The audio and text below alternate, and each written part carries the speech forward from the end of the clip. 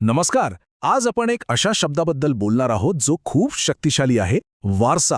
आणि जेव्हा वारसा हा शब्द येतो तेव्हा छत्रपती शिवाजी महाराजांपेक्षा मोठं प्रेरणास्थान कोण असू शकतं, बरोबर ना?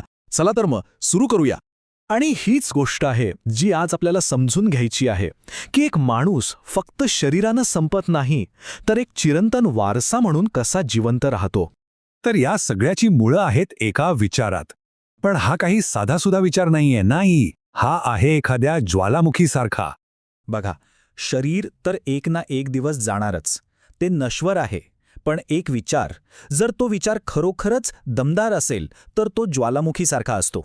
तो शतानुशतके धगधगत राहतो, लोकांना ऊर्जा देत राहतो, प्रेरणा देत राहतो.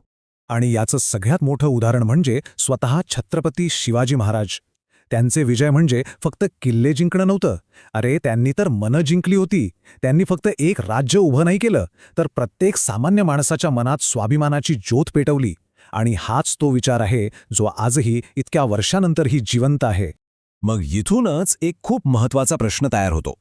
जेव्हा सगळं संपतं तेव्हा मागे उरतं तरी काय? फक्त एक नाव की एक प्रेरणा? प्रश्न खूप सरळ आहे, नाही का? मागे काय उरतं? आणि गंमत म्हणजे हा प्रश्न फक्त इतिहासातल्या मोठ्या लोकांसाठी नाहीये, तो आपल्या प्रत्येकाच्या आयुष्याला लागू होतो. आणि पर्याय खरं तर दोनच आहेत.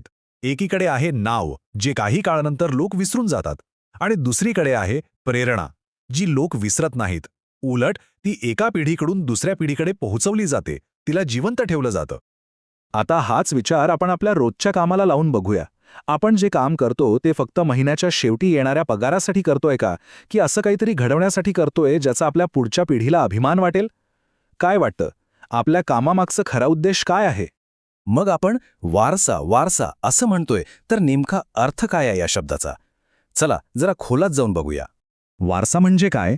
तर जेव्हा एखादी व्यक्ती शारीरिकदृष्ट्या आपल्यात नसते, पण तरीही तिची शिकवण, तिची शिस्त, तिचं धैर्य या गोष्टी लोकांना रस्ता दाखवत राहतात. वारसा म्हणजे कुठली प्रॉपर्टी किंवा वस्तू नाही, तो एक प्रभाव आहे जो आपल्यानंतरही मागे राहतो. एक क्षण विचार करा, महाराजांनी कधी हा विचार केला असेल का की शेकडो वर्षानंतर लोक माझं नाव घेतील? नाही. त्यांनी फक्त एकच गोष्ट केली, योग्य वेळी योग्य गोष्ट पूर्ण ताकदीनिशी केली. खरा वारसा हा प्रसिद्धी मिळवण्यासाठी नसतोच मुळी, तो योग्य कामाचा एक नैसर्गिक परिणाम असतो. आणि यामागची मानसिकता खूप महत्वाची आहे. लोक काय म्हणतील याचा विचार करण्यात अर्थ नाही, इतिहास काय म्हणेल याचा विचार करायला हवा. ठीक आहे, वारसा म्हणजे काय ते कळलं. पण मग प्रश्न येतो की हा वारसा घडतो कसा? ही इतकी मोठी गोष्ट प्रत्यक्षात कशी उतरते? ऐकायला वारसा हा शब्द खूप मोठा वाटतो, नाही का? पण त्याचा पाया अगदी छोट्या छोट्या गोष्टींमध्ये आहे. रोज वेळेवर उठणं, दिलेला शब्द पाळणं, स्वतःला शिस्त लावणं, आणि सगळ्यात महत्त्वाचं, कधीही हार न मानणं.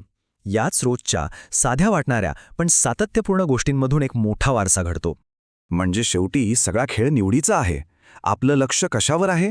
आज मिळणाऱ्या तात्पुरत्या टाळ्यांवर की शतकानुशतके टिकणाऱ्या आदरावर? एका क्षणाची प्रसिद्धी की युगायुगांचा प्रभाव? निवड आपल्याला करायची आहे. आणि हीच गोष्ट आपल्याला शेवटच्या आणि सगळ्यात महत्त्वाच्या निवडीकडे घेऊन येते. फक्त एक अस्तित्व म्हणून जगून जायचंय की एक इतिहास घडवायचा आहे?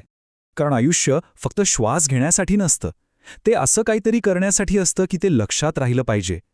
ही एक संधी आहे आपल्या आयुष्याला एक अर्थ देण्याची, काहीतरी अविस्मरणीय मागे सोडून जाण्याची. तर निर्णय अंतिम आहे. आपल्यासमोर दोन पर्याय आहेत. पर्याय अ, फक्त अस्तित्व, म्हणजे जसं आयुष्य आलं तसं ते जगून जाणं. आणि पर्याय ब, इतिहास लिहिणं, म्हणजे अशी एक कहाणी तयार करणं जी कायम टिकेल. हे निवड ही प्रत्येकाला स्वतःच करावी लागेल. मग आता अजून विचार कसला करायचा? यात वेळ घालवण्यात काहीच अर्थ नाही. एकच गोष्ट करायची आहे, कामाला लागा, आत्ता, लगेच.